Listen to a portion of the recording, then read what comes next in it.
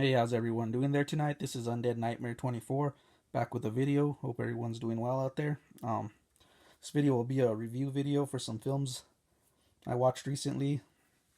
Um, there are the Collection. We got Angels 1 through 3, as well as Angel 4 Undercover. I had to buy this one separate. It did not come with a set. It's a very rare film to find. I did find it in like a burnt copy or a DVD R copy of it, so was able to watch that one as well and complete the franchise. So let's get it started here with this review. We'll start off with the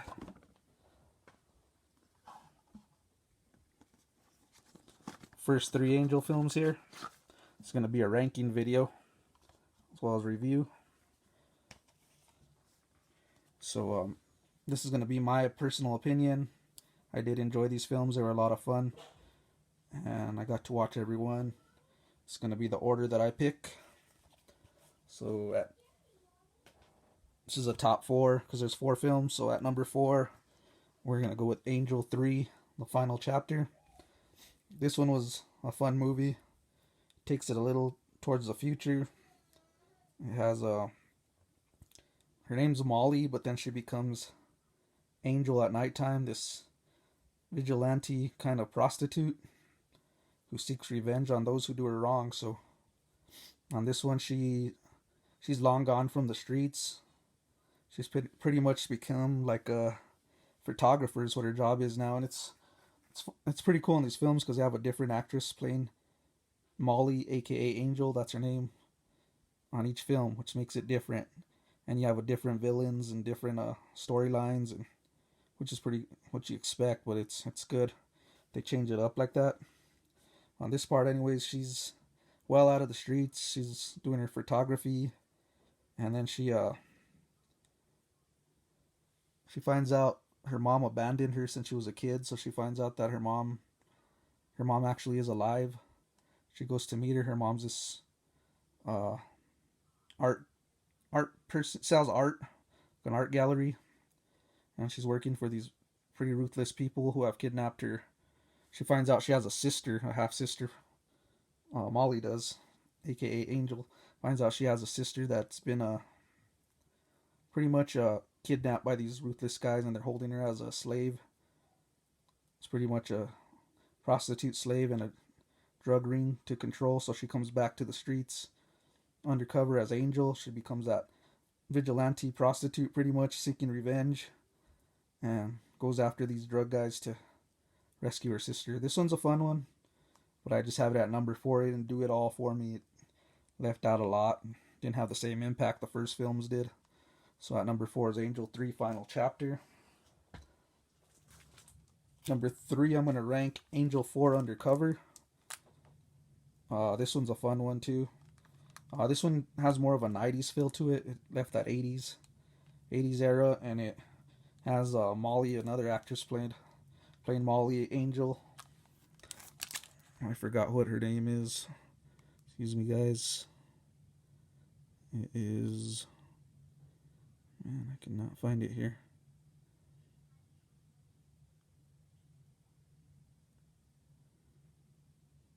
Darlene Vogel is her name. That plays Angel in this one. Excuse me for that, guys. I forgot that name. But anyways, it has Darlene Vogel coming back as Molly, aka Angel, and in this part, she's actually, I guess, a photographer still. Yeah, she's a photographer still, and she's well gone again from the streets. But then she finds out her best friend's been murdered by this rock and roll killer. She's like a groupie to a rock and roll band, and anyway, she finds out that this rock and roll guy just killed her best friend. So she goes back to this undercover again. This time, she's not a prostitute. This one changes it up. She's actually a groupie for rock and roll bands. So she goes undercover as a groupie, ends up getting next to the killer to figure out what exactly happened to her friend and bring this killer to justice. This one's got that definitely 90s vibe. It's a fun one. A lot of action and that rock and roll feel to it. So it's a good one as well. Angel 4 Undercover. At number 3, And at number 2 is going to be part 2, which is Avenging Angel. This one is a fun one. It brings it back. This has the 80s vibe to it. And it stars Betsy Russell, another actress, as Molly, aka Angel. This time this takes place like right after part 1. She's a little older now. And this one she's going to school to be a lawyer. So it gets a little cheesy there, but she's well off the street. She has this detective who pretty much rescued her from the streets. He have her change her life. She's not prostituting no more and going straight, studying law and stuff. And just, anyways, there's a drug raid gone wrong, and that detective who saved her from the life ends up getting murdered. And she finds out about it. He's pretty much like a father figure to her. So she comes back again on the streets, goes back undercover as a prostitute to find these guys and pretty much kill them vigilante style one by one. And this one has a lot of great action in it. I really enjoyed it. It has some pretty good shootouts, and she's ruthless in this one, Molly, aka Angel. So yeah, I really enjoyed this film. The feel to this film definitely has that 80s feel. And yeah, this one's excellent. Number 2 is Avenging Angel. And now we go to the number 1, which is no surprise, is the original Angel. My favorite film of the franchise. This one has the 80s vibe to it. Has that sleazy street feel to it, which I love. And this one tells the original story of Molly, aka Angel. It shows how she was orphaned at the age of 14 by both her parents, living alone and lying to pretty much everyone in society. She poses as a high school honor student, by pretty much what the title says, by day, and then she's prostituting at night to pay her school. So yeah, she pretty much has 2 lives that she's living. But meanwhile, at this nightlife, there's this killer out here. He's played by John Dill. Excellent killer, man. This guy plays an excellent serial killer. His acting just gets you disturbed by watching him. And he stalks she has a few friends that are prostituting that are older, that end up getting killed by this killer, man, who's just stalking prostitutes by night. And he has these mommy issues, which makes him go mad. And the killer is just fantastic in this film, man. He just gives that creepy vibe. And yeah, Angel's worried because she's like the only one pretty much left, hasn't been killed, so she's in danger in the streets. But she's pretty much mad because what happened to her friends. And she has assistance by some pretty good characters. We have Kit, who's like this cowboy western guy who pretty much carries fake guns at night for a show, but has his real guns at home. He's a cool character. As well as you got Yo-Yo, who plays this clown.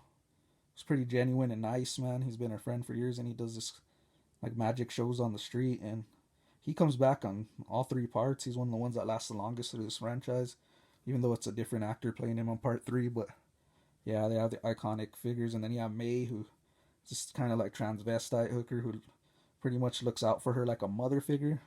So all these people take care of her on the streets because she's really young and stuff. But the revenge telling, this is excellent.